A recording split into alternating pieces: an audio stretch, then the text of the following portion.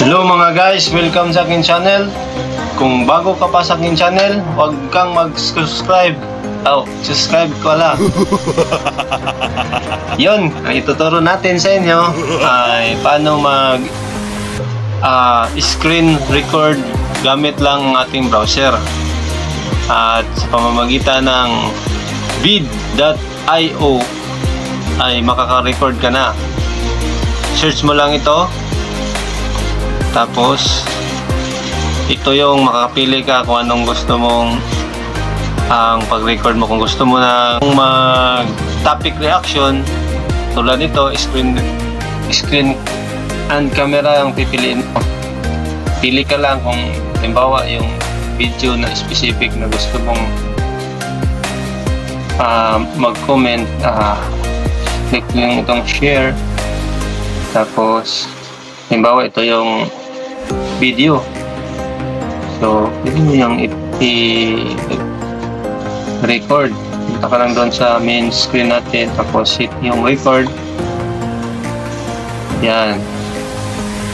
Tapos kung gusto nyo i-play ang video, balik ka doon sa screen, play mo lang yan. Yun, tapos makita mo na doon. Tapos kung natapos ka na, click mo lang yung stop. Yan, ito yung video. Pwede mo lang din yung edit. Halimbawa, gusto na yung video lagyan ng background. So, click nyo itong background. Yan. Yung layouts. Yan yung resize din yan.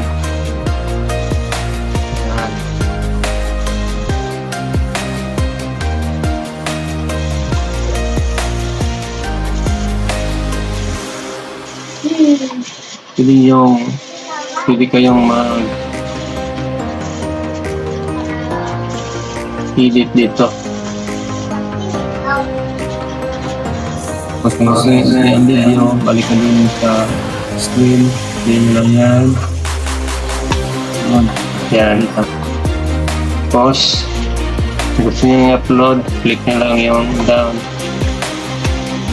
Tapos continue, export mo lang ito para ma-download nyo yung video.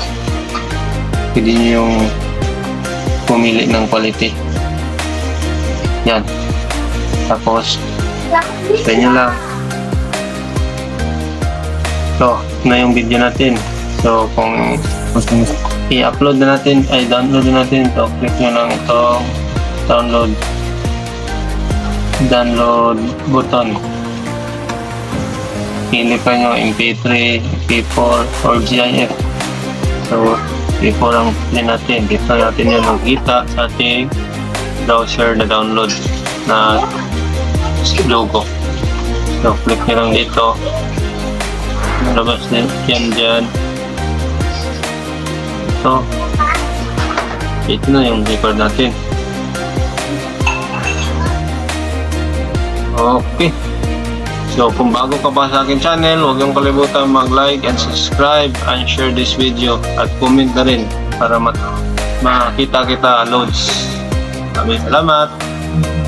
Subscribe to my channel.